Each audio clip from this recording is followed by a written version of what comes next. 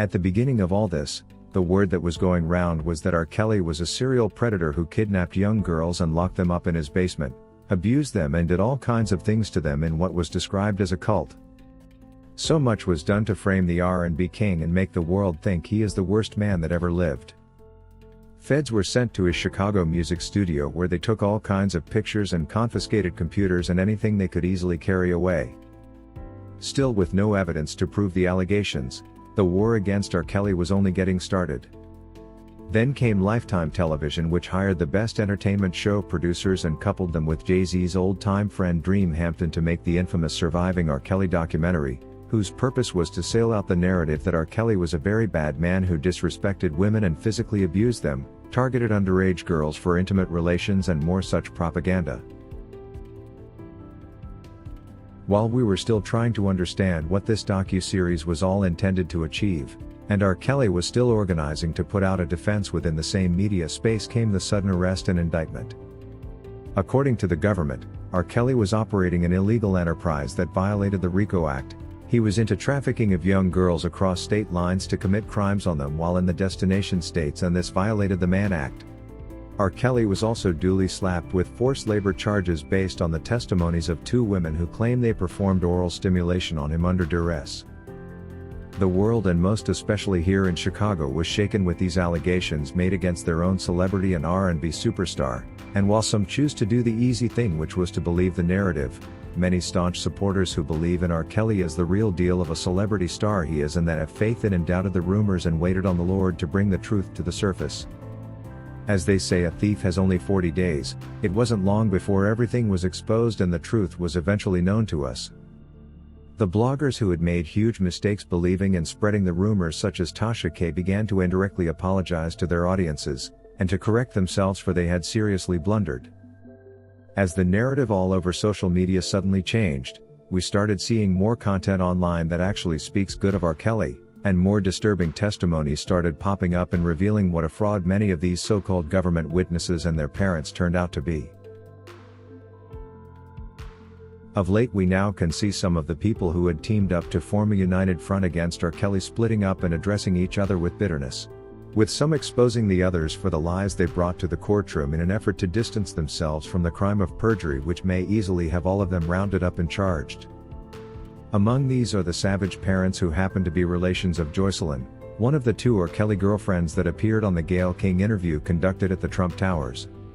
Here the two women made some serious allegations against their parents. According to the two women, R. Kelly was not a predator but instead a fine man they loved so much, unlike their parents who they said were after money and fame. Azriel was clear when she said it wasn't R. Kelly the authorities should be worried about but her own father, who according to her is the manipulative liar. Here's a recap. When I first met Robert, my parents told me to lie about my age. So when I met him, he thought that I was 18. On top of that, when I was 17, my parents were actually making me, trying to get me to take photos with him, take sexual videos with him, all kinds of stuff. Wait. Your parents encouraged you to do sexual videos with R. Kelly? Yes. And they said because if they ever have to blackmail him, what they're trying to do now, they can use it against him, which is exactly what they're doing. She gave a quick insight on what really happened, and among the things she said was that at the beginning, when she had just met with R. Kelly, her parents asked her to lie to him about her age, which she did. Instead of telling him she was 17 and a half, she was to tell him she was 18, indicating that the parents were after some sort of monetary gain from their daughter being with R. Kelly. Azriel also confessed that her parents asked her to take as many intimate pictures and videos for them to use in case they needed to blackmail him. Because of the documentary and rumors which had already set a precedence that R. Kelly was a monster, and because the very reporter Gayle King who had conducted the interview was quick to discredit it, suggesting the women were coached on what to say, the truth Azriel spoke out during this interview was ignored, and R. Kelly was still castigated for being the predator he has never been.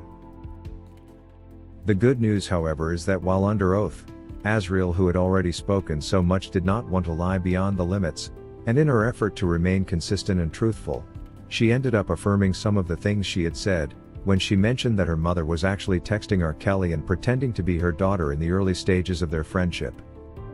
All the truth about this is in the trial transcript, which never lies about what transpired in the courtroom. Thankfully, all the text messages exchanged back and forth could be easily retrieved from the telecommunications companies, which keep timestamps of everything, and somehow they were all retrieved. The new revelation was more than shocking, as it proved that it was indeed Azriel's mother who was texting R. Kelly and leading him on to believe her daughter was 18 and ready for more than just a music career with him. And as she sent these messages, she was updating her own daughter and coaching her on how she would seduce and entice R. Kelly to be with her sexually, maintaining the lie of being 18-year-old. The text message evidence, which surprisingly was all available in court and in front of the judge during the New York trial, also revealed that Azriel's mother was the one encouraging her allegedly underage daughter to travel from Florida to California and attend R. Kelly's musical tour, which she now wants the world to believe was the work of R. Kelly trafficking her daughter in order to support the Mann Act charges government placed on Robert. Also important to note is that Azriel is also one of the witnesses whose testimony was used to support the alien RICO charges, whose prerequisite of an illegal enterprise has never been proved.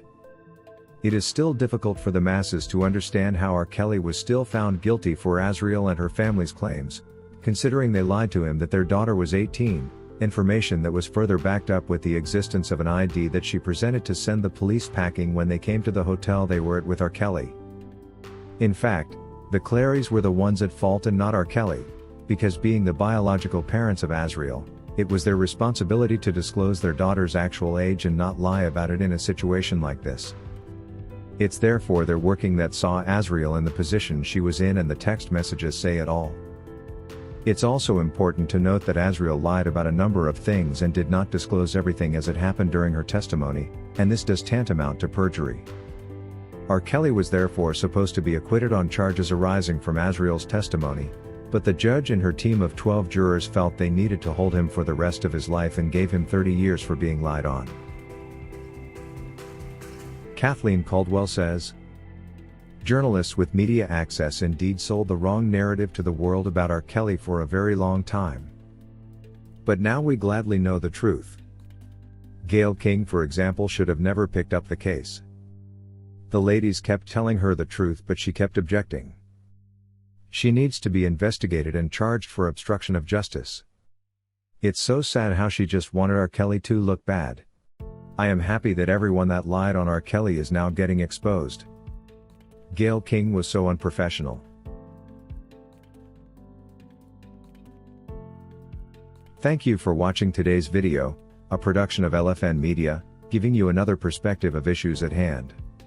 We make it our business to keep you updated with the truth amidst the cloud of lies the media wants you to believe. It is therefore important to subscribe to this channel, hit the bell icon and allow all notifications so that you don't miss out whenever we publish a new video.